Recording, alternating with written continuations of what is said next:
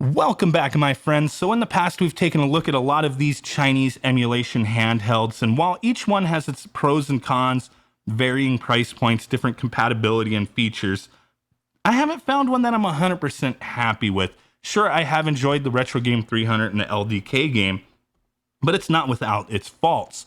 So with that said, there is a product that a lot of you guys have been waiting for, and I've been waiting for as well, and that is the RG350, the Retro Game 350, a more powerful handheld, newer features, has dual analog sticks, rumble built in, a lot of cool stuff going on with this thing. So we're gonna go ahead and take a look at this today and kind of talk about it, test out some gameplay. So this is how it comes packaged. So I did receive two of these. One of them, I have the custom firmware 1.4, the latest custom firmware on, which is this unit. And we're going to be specifically taking a look at that in a second. And also the original firmware. I'll show you a few things with that on the other device that I have. It does come with this little manual, kind of a fold-out poster manual that explains a few things, like plugging this into your PC. That way you can access the built-in memory and add games that way. That's not how I went about it. I did use an additional memory card. It does have built in on the bottom an additional slot that you could provide your own memory, put games on there, or you can access, like I said, the internal. The internal only has a little less than a gigabyte available, so you may want to use an additional SD card. It does come with a USB-C charging cable. Very nice. One of the two units I received came with an AV cable. Not really important, but did want to point that out, that one of them didn't come with it, one of them did. No biggie. So there she is. Now the specs on this thing, this is quite a bit more powerful than these previous versions out there. We do have a JZ4770 CPU at 1 gigahertz, 512 megabytes DDR2 RAM, 3.5 inch IPS screen at 320 by 240 resolution with 4 by 3 aspect ratio supported. 60 hertz refresh rate with VSync, so no screen tearing they're claiming. We will be testing that out. We do have a battery capacity of 2,500 milliamp hours, so that is cool. With our inputs, we have the DualShock button layout with L2, R2, dual analogs with L3 and R3 buttons, so you can push those in. We have the analogs are actual sticks, not slide pads, and they state that they're apparently very similar to Nintendo Switch analogs.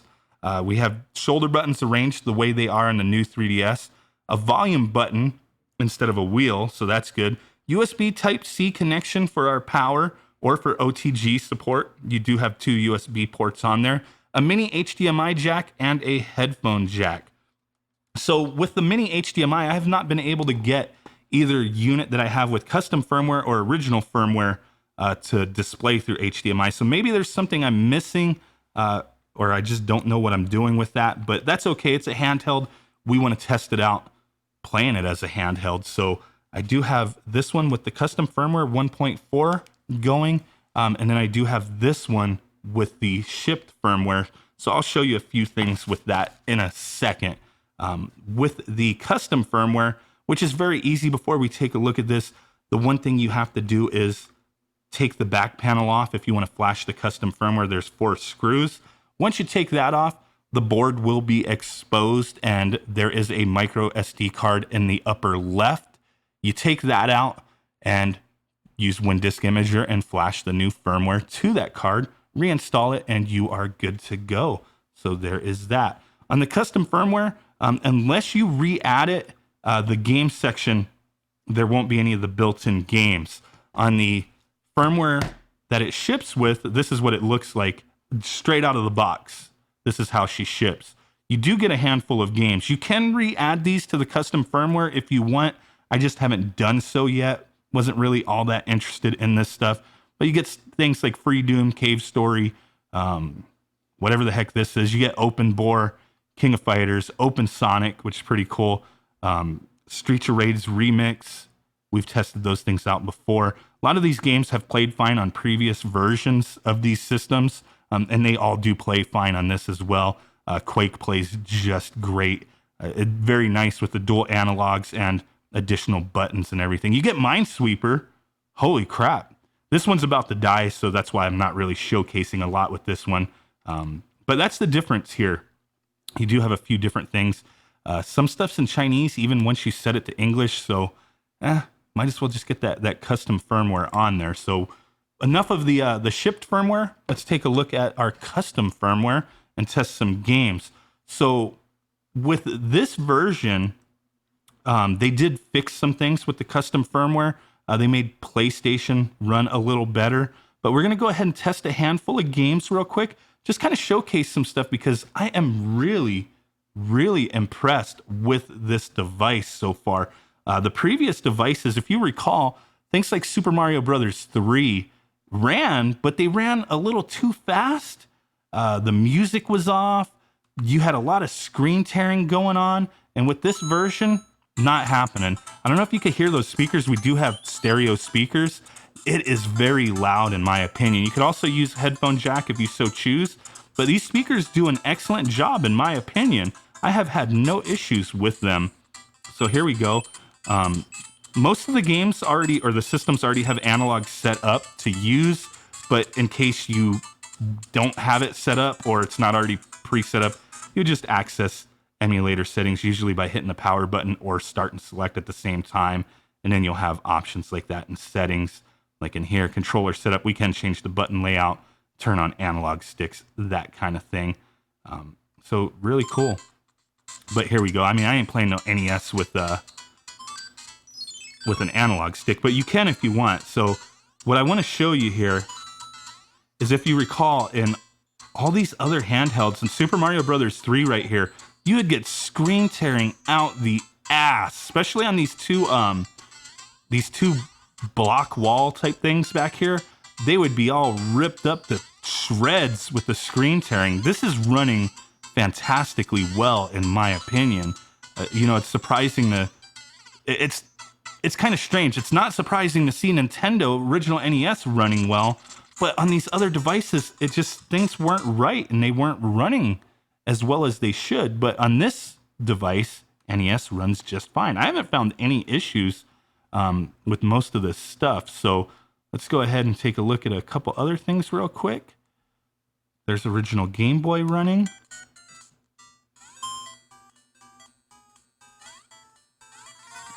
No screen tearing. Everything's sounding and performing excellently well.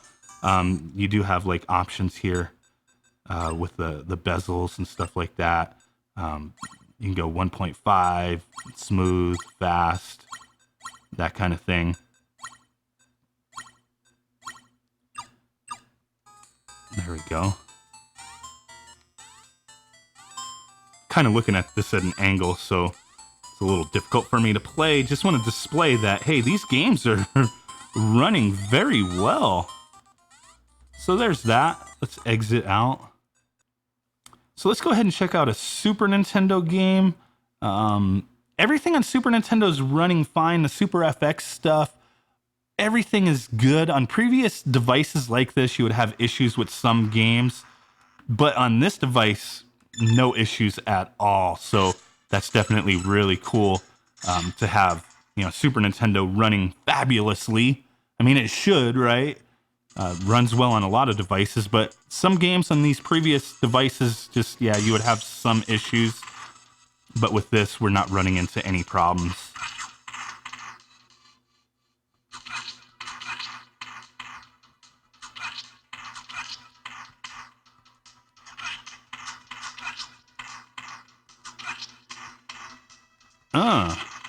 A motorcycle at your ass. Take that.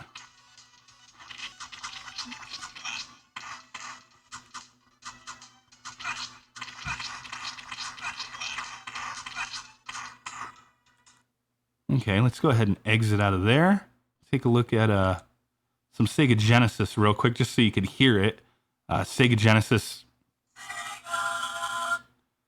the Sega comes through just fine. A lot of times these devices, or some options out there, you get pretty bad sound with Sega Genesis and some screen tearing issues.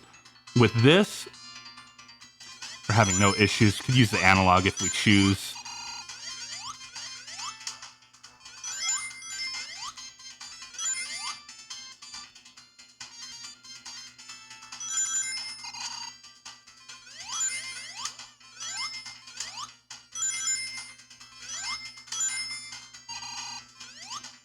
Very smooth. Everything's running great. Pleasantly surprised with this device and how it feels in my hands. The buttons, the D-pad. The D-pad feels great. The analogs are not bad either, but for me it was like the D-pad's got to be perfect. It's got to be spot on. The D-pad feels really awesome. The analogs are definitely good too, just depending on what you're using them for anyway. So there's that. Let's exit out. Let's take a look at a arcade game with MAME for all. Do some Aero Fighters. Just takes a second to load up. Oops, always hitting the wrong button.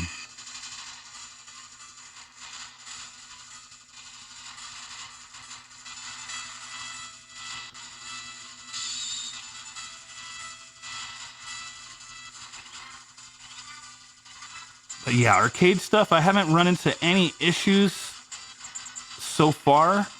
You know, the compatibility's not going to be 100%, obviously. You know, newer stuff we're not going to get, but a lot of the stuff that you could play on like a Raspberry Pi should work fine on here. All your Neo Geo stuff, a lot of your MAME stuff, horizontal shooters, CPS 1, 2, 3. Should be good with all that.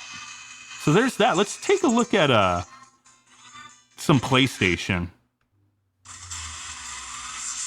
Here we go, Twisted Metal 2. Starting out pretty nice. You can set, I don't think this has analog set by default, but you can go in here, turn on the analog modes.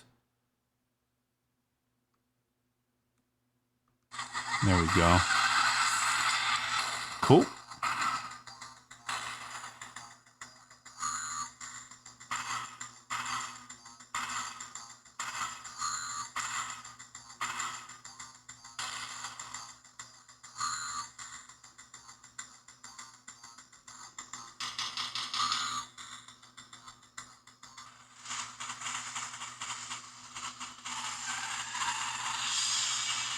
Oh, snap.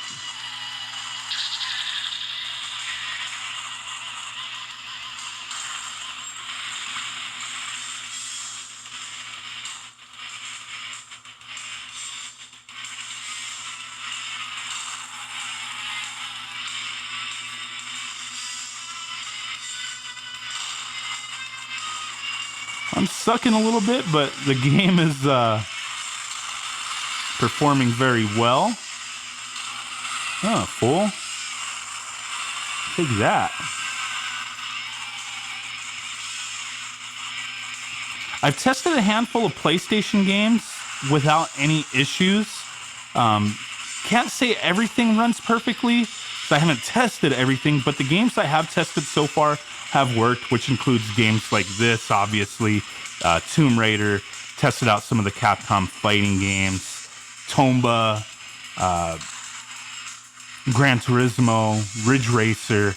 Everything's running fine and running at 60 FPS. Definitely happy with the performance of PlayStation so far. So there's that. Just want to give you guys a little taste of how everything is running with this device. I am very impressed with it. Feels nice in the hands for the most part. You do kind of got to get used to the L2, R2, that kind of stuff. Not too bad, but it is something that, you know, it's just, I mean, there's really no other way to do, you know, the shoulder buttons. For me, it's a little harder to hit the L2s and R2s when I'm holding it. But, you know, you kind of get used to it, so it's not a huge deal. But definitely a nice device. I believe these are going for around $80 to $100. So if that's in your price range, you know, some of these other devices that have come out, you know, have been slightly under that. And hey, if you're in the market, this is one to definitely look at. Very nice. The build quality is nice. All the buttons feel nice. The features are cool. The custom firmware is working out very nice. Have not had any issues with emulation for any of the systems I've played. Pleasantly surprised. Very happy with this unit. Like I said, the only thing that I haven't really figured out is the HDMI. I'm going to have to dig into that a little bit more because I've been trying to look it up and test it out, and I have not been able to get it to work with either the custom firmware or my unit that has the shipped firmware on it. So there you go. Hope you guys appreciate this video. If there's anything else you'd like me to test with these units, hey, drop a comment down below. Let me know. We'll do some shorter form videos doing some quick tests if you guys want to see that kind of stuff. So, hey, really do appreciate it. And with that said, peace out, thumb butt, bubble eyes, and boom. Bye.